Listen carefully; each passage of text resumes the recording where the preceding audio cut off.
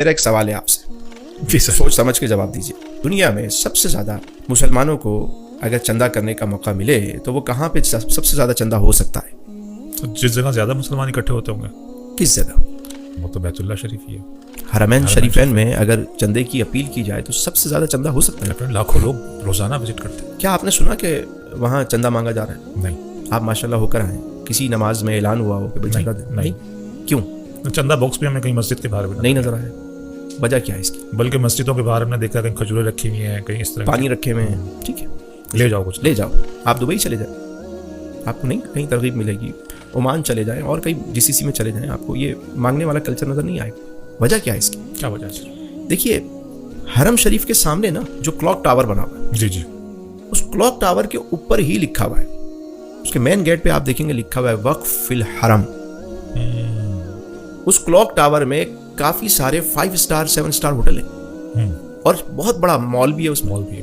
ان سب کی جو ارننگ آتی ہے حرم پہ خرچ ہوتی ہے. سرکاری سطح پہ تو سپورٹ جو بھی ہے، لیکن ایسی کئی چیزیں ہیں جس کی ارننگ جو ہے وہ حرم میں آتی ہے. مدینہ شریف میں آ جائیں.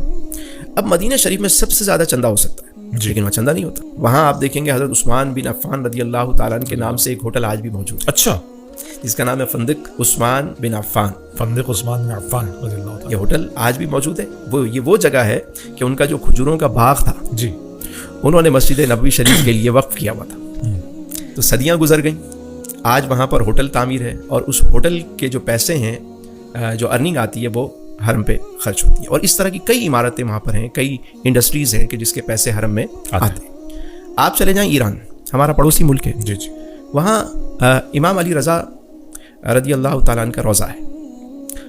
اعتراف میں جتنے ہوٹل ہیں، 5 سٹار ہوٹل بھی ہیں وہاں، وہ سب ملکیت ہے اس ٹرسٹ کی اور ان سب کی ارننگ وہاں آتی ہے.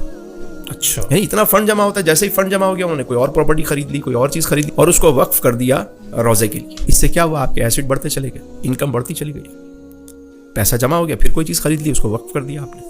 جی. ہم ادارے تو بناتے ہیں لیکن سورس آف انکم جنریٹ نہیں کرتے. ایسا ہی ہے. اب کیا ہوا؟ ادارے بڑھتے جا رہے ہیں، سورس ہے نہیں، ایک ہی سورس ہے کہ ہم نے مانگنا ہے. اب خرچے بڑھتے جا رہے ہیں. ابھی کیا ہوا؟ جب کووڈ آیا تو سب سے زیادہ وہ ادارے متاثر ہوئے کہ جو چندہ بیس تھے، کیونکہ ہر چیز بند ہو گئی. اب کہاں سے کوئی انکم آئی؟ ادارے متاثر ہو گئے. لیکن یہ ایک میسج تھا بہت بڑا، ہم نے اس سے بھی سبق نہیں سیکھا. ٹھیک ہو گیا بھائی، آپ اتنے ادارے بنا رہے ہیں تو ساتھ میں کچھ سورس آف انکم تو ساتھ میں جوڑیں. کوئی شادی ہال کھول لیں، کوئی ہوٹل کھول دیں، کوئی انڈسٹری کے لیے جگہ لے کے اس کو رینٹل پہ کر دیں. آپ کو مطلب انکم آتی رہے. آپ کے خرچے بڑھتے جائیں گے تو رینٹ بھی بڑھتا چلا جائے گا. ٹھیک ہے، ہم یہ نہیں کرتے. سر وہ کہتا ہے کہ وہ مطلب چندہ مانگنا جو ہے نا، وہ اسلامی طریقہ یہی ہے. آقا کریم علیہ السلام کی پوری سیرہ مبارکہ میں کتنے مواقع پہ جو ہے وہ حضور نے یہ حکم فرمایا ہو. سر ایک کو تو آپ نے ذکر فرمایا تب، لیکن وہ اضطراری کیفیت ہے، جنگ تبوک. اس کے علاوہ آپ مجھے بتائیں، ہاں دور سے کوئی قبیلہ آیا، اس نے آ کر کوئی عرض کی اور اپنے حال بیان کیے تو ٹھیک ہے جن کی. لیکن انفرادی طور پہ کوئی آیا، جی، اپنی ریاست کا کوئی معاملہ ہوا تو حضور نے ایسا شاندار انتظام فرمایا کہ اس میں مانگنے کی ضرورت نہ پڑے. اچھا، کیسے سر؟ میں نے آپ کو عرض کی نا، وہ جو صحابی آئے جنہوں نے آ کر عرض کی تو حضور نے فرمایا کہ کلہاڑا خرید کے لاؤ تاکہ تم اپنے پاؤں پہ کھڑے ہو جاؤ.